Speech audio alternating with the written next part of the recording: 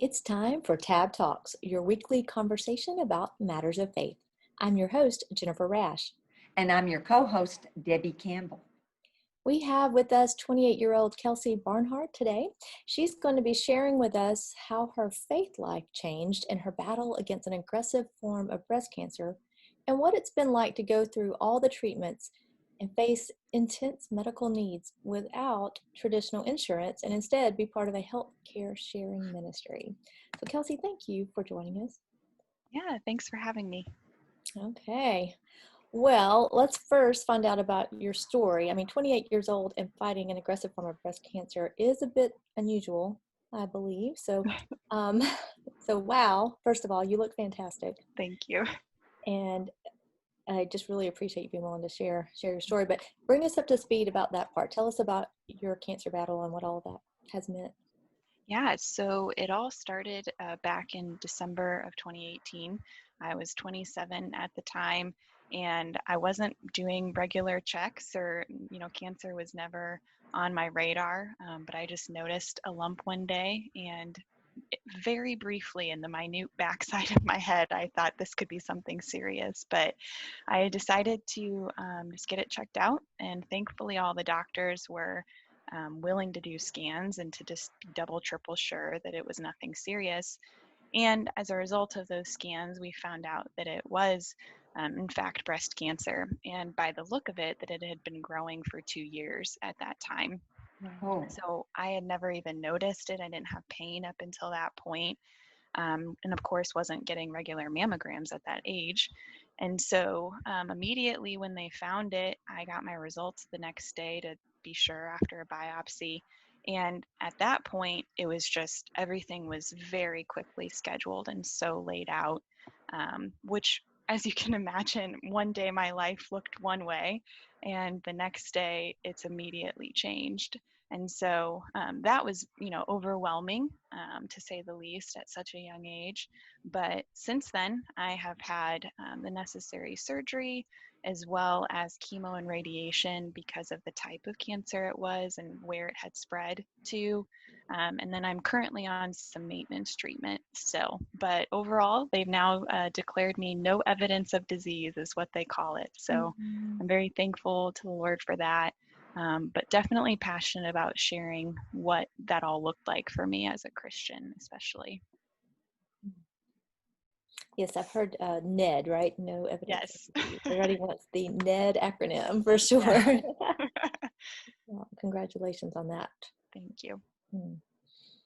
Okay, well, all of that's happening, and then you are a believer, and so jump into the part about just how your spiritual life, your faith life, what were you wrestling with in all of that, and how has your faith life changed?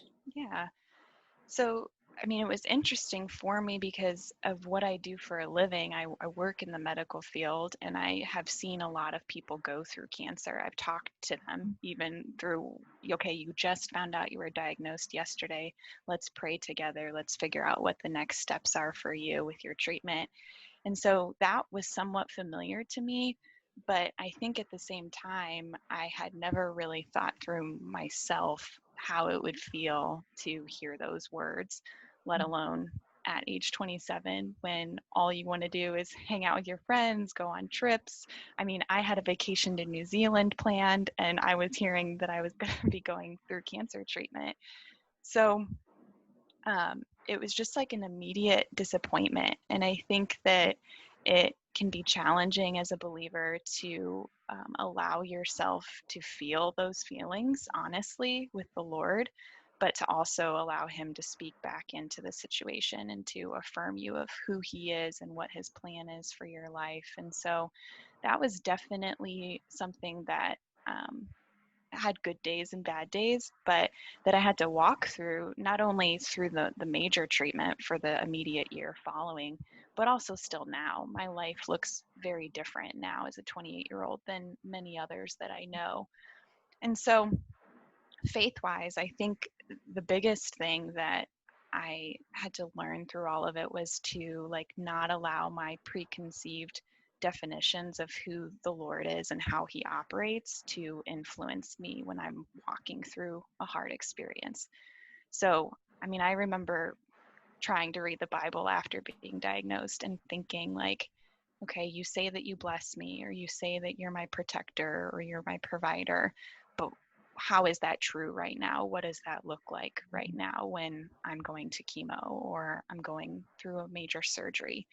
Mhm. So I think I had to learn to give myself permission to ask the Lord those questions and to um, allow myself to see he is provider through people in my life, or he is provider through how I pay my medical bills.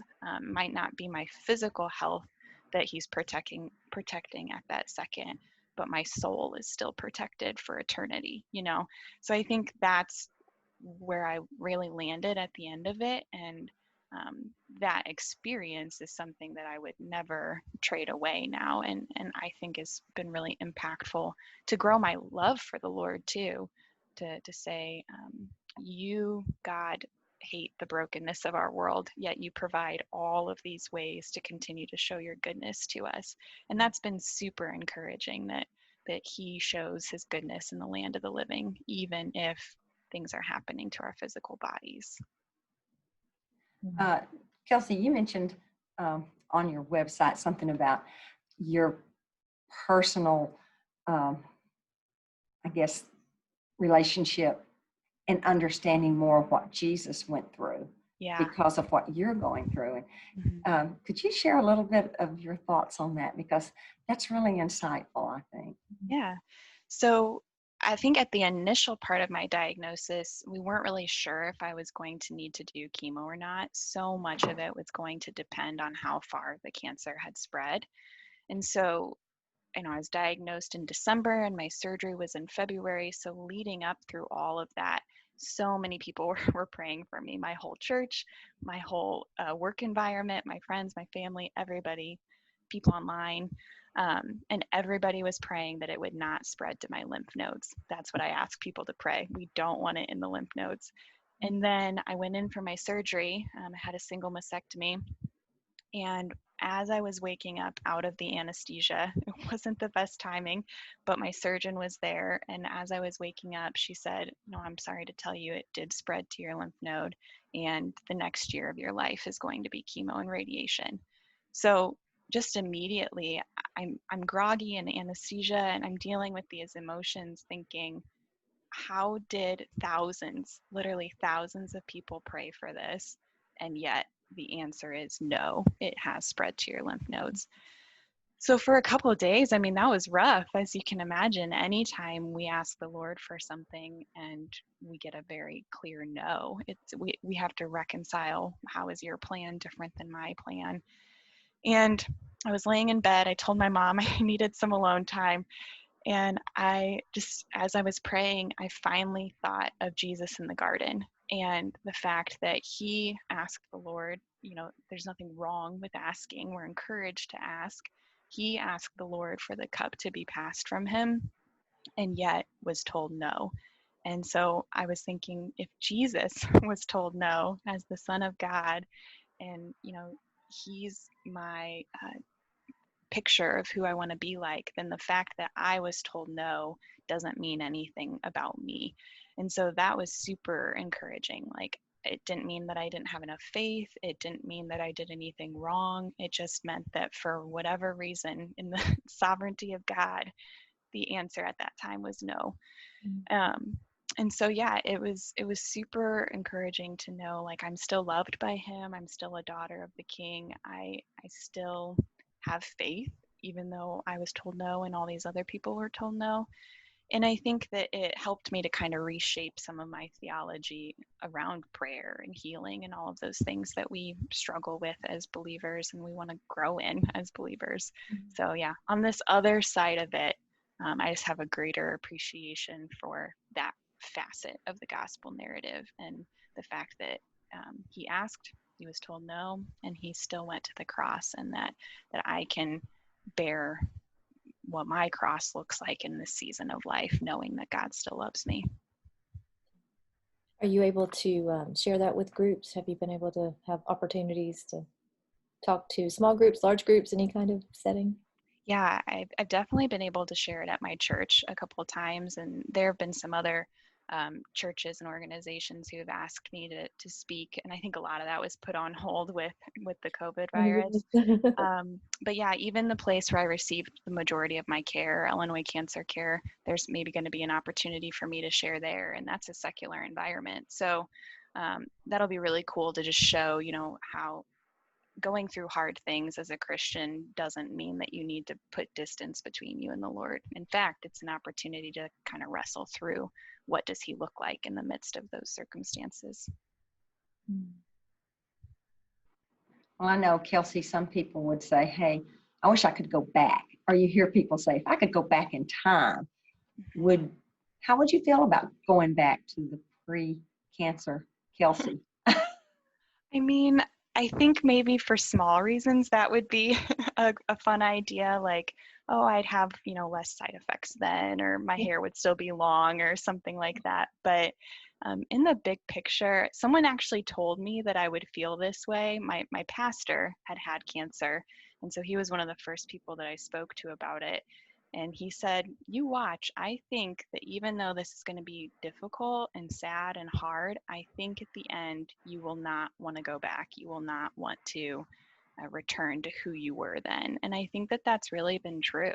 Just each time we go through something in our lives, whether good or bad, we learn a deeper level of the Lord that way. And so it's really hard to imagine going back to not understanding certain facets of his character the way that I do now. And it excites me for the future too. Like, no matter what difficulties I go through, I'm just more confident now that he's going to be with me through those mountaintops and those valley lows. And so that his presence will be with me. And so that makes me, not want to go back to not knowing his presence in that way. We are talking with 28-year-old Kelsie Barnhart, who is in a battle with an aggressive form of breast cancer and currently defeating that breast cancer. So we're excited about that. She is still in treatment. But she's sharing with us about her faith life and how it's changed and developed through the fight with cancer. But she's also going to share with us what it's been like to do this battle with non-traditional healthcare sharing ministry, I believe we call it. Mm-hmm. So Kelsie, tell us a little bit about Samaritan Ministries International. Did I get that right? You did. All right. Going on memory here. So that's scary sometimes. Yeah, so I am a member of Samaritan Ministries, which has about 200,000 members across the country. And basically, we are all people who've decided we don't want to have traditional insurance. We would rather pay our medical bills with the help of other Christians. And so I became a member back in 2017. And never expected to need to use it for anything major. I mean, I'm thinking I'm kind of an adventurous person. I like skydiving. So what if I break my leg or something like that, Or worse. Come on, or worse. Yeah. But then, almost a year after becoming a member, I got this cancer diagnosis. And it was kind of scary for a second to think, how is non-traditional insurance going to work? Yet I knew that it had worked for other big issues and cancer specifically. So I had some confidence going into it, but just seeing how it's actually played out has been amazing. Like, to begin with, I've walked out of this with zero debt. And I know that that is something that many people with cancer cannot say. You have co-pays, you have deductibles, you're paying so much out of pocket for your care. And I have not had to do that at all. My original bills were close to $1 million, and it was discounted because I don't have insurance down to $200,000. And all of that has been paid by other people across the country. So, I mean, that's just amazing. And I think it's such a biblical picture of what things could be like and the opportunities that we have to support one another in Christ.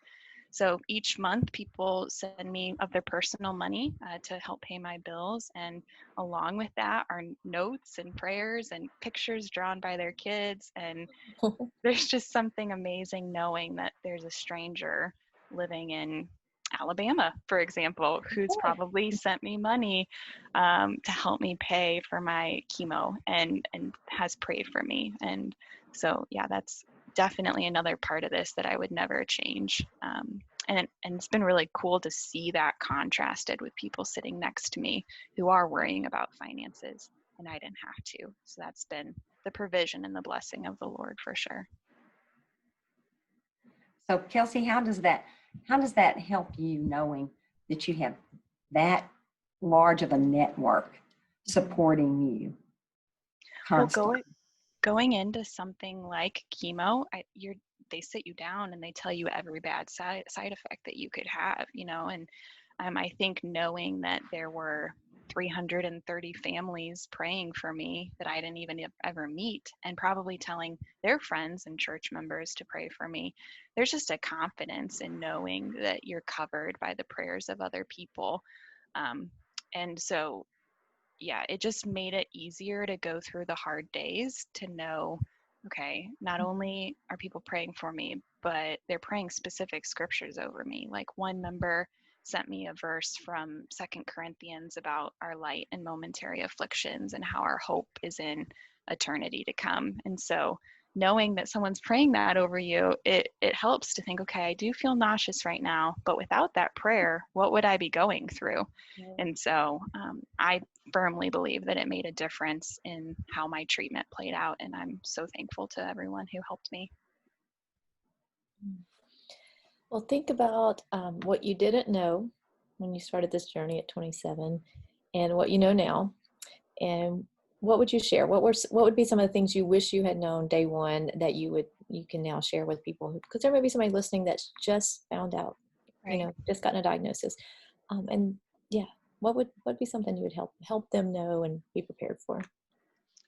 I think one thing that has gotten better through the past, year and a half of treatment has been giving myself permission to go through the different emotions at my own speed and my own order. Because somebody who might get diagnosed might immediately be angry or immediately be passionate about joining different causes that support their cancer. And my reaction, might have been completely different. And so now if I talk to somebody who's being diagnosed with cancer, I think I have less expectations of what their emotions should look like through that. Like they might actually have a ton of hope at that stage in their journey, and that's okay. I don't need to be the one reminding them of all the hard things to come. Or they might be the inverse. They might be really dealing with the grief of what their life changes are going to look like from this treatment. And so I think it's definitely increased my empathy for people, and whatever order they want to deal with the emotions of it. So that's something that I'm going to carry, I think, for the rest of my life, and especially as I talk to anyone going through something hard. And then on the faith side, again, like I said, just embracing the fact that the goodness of God looks different in different seasons, and I don't need to define that a certain way. Like I can just let it be what it is in that season. And that might look like someone bringing me tater tots from the grocery store because I had a random craving and it's all that sounded good. Like, and that happened. And that's the goodness of God in the midst of the situation. Kelsie, did God give you any type of a sign or something that really kind of helped you feel like, hey, he is right here with me? Yeah. There were a few things like that, but the one thing that immediately comes to mind was the first day of chemo is so scary. You have no idea what to expect. And it kind of feels like the first day of school too. You're going into a strange environment with strangers. And they handed me a blanket and they explained to me, we give these blankets to each new patient because the medicines make you cold. Just a very quick explanation. And I looked down at the blanket and the design on it was ladybugs, which was kind of shocking to me. Like it's not a common fabric, and also seemed a little bit childish. But what was so unique about that is growing up, I had a ton of energy, and my mom used to call me Buglet, and my whole room was ladybug decorated my whole childhood. And so just to immediately see this is the blanket they give to me and it's got ladybugs on it. I mean, some people might look at that and say that's not the Lord, but I looked at that and I was like, he is here with me. He knows me and he knows what's going to make me feel comforted. And right now it's this ladybug blanket. And so, yeah, that was definitely a sign to me that he is my comforter, just like he says he will be. And I can have I can rest in that even when I'm going through something difficult. Did they give you that ladybug blanket?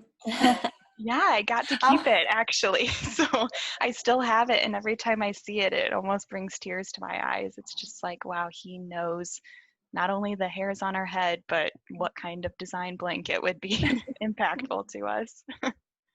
Yeah, that's special. It definitely had to just bring it all home for you in that moment. Wow. Wow. Are there any scripture verses that just stick out along the journey for you, or did they change? Are they the same ones? What are some of your favorites? Yeah, I think the one from Second Corinthians that I mentioned, it's Second Corinthians 4:17. That was super encouraging through treatment to know that my light and momentary afflictions are, going to end up in my glory. It actually says in heaven, and so that was encouraging. But even now in the present, I think it can be a temptation to be afraid of reoccurrence. That's really high with the type of cancer that I had.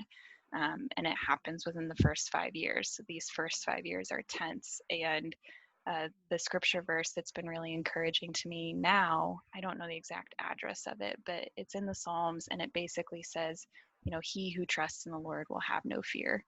And so somebody sent that to me randomly, and it was just really encouraging. That's fantastic. Well, picking back up on what you would tell yourself, if you could go back and that kind of thing, what are some things you would share with family members or caretakers, friends, uh, wanting to help, Mm-hmm. but sometimes either being too overwhelming or not knowing what to do? What would be a couple of tips you would give for Yeah. family and friends? So one of my best friends is a social worker, and I think that gave her a leg up to know how to best support me in this time. But very, very early on, like maybe the day after I was diagnosed, she got me on the phone and basically just asked. And I think that some people are intimidated to do that, but she asked me, like, what do you need at this time? Because she didn't want to assume. She's a different person with different love languages and didn't want to assume what would be helpful.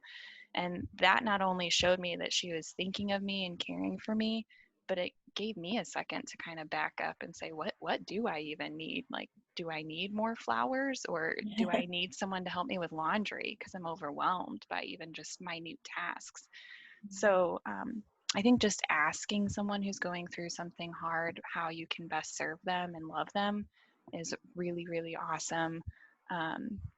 And I think pairing that with prayer too, like letting someone know that you're praying even when they didn't ask you. I mean, I can't tell you the amount of times someone would message me or text me and just say, hey, I'm praying this verse over you right now. No need to reply. And that was just super cool to know they're not expecting anything from me right now, even if I feel overwhelmed. But they're just letting me know that they're praying for me. And that kind of released me of the pressure amidst everything else. So I think just asking people how you can help and, letting them know that you're thinking of them and praying for them with zero expectation of reply can be really freeing. Mm-hmm. That makes sense. That makes sense. All right. So what are some ways people could contact, find out more about the healthcare sharing ministry or maybe your story? What are some places to go? Where would we go online, or could we call, or what would you suggest? Yeah. So if anyone's interested in learning more about Samaritan Ministries or how healthcare sharing works, they can go to SamaritanMinistries.org. And as far as my personal story, I have a YouTube channel, so they can just even type in Kelsie Barnhart breast cancer and it'll come right up. But yeah, I post there and also post on my Instagram different encouraging things that come to mind. So yeah, it's been encouraging to meet other people going through breast cancer. So if there's even anyone listening who's in the midst of the journey, I'd love to connect with them. All right. So you're becoming a YouTube star, huh? I wouldn't say that. Well, fun. Well, we will also have this interview on our YouTube channel, Tab Media Group. So we will be able to connect that way. All right. So that's Kelsie with a K, Kelsie Barnhart. If you want to try to find her on YouTube or Instagram. And again, we just really appreciate you being willing to share your story with us and tell us a little bit about what you've been going through. So thank you. Yeah, thanks so much. All right. Thank you all for listening. We'll be back next week.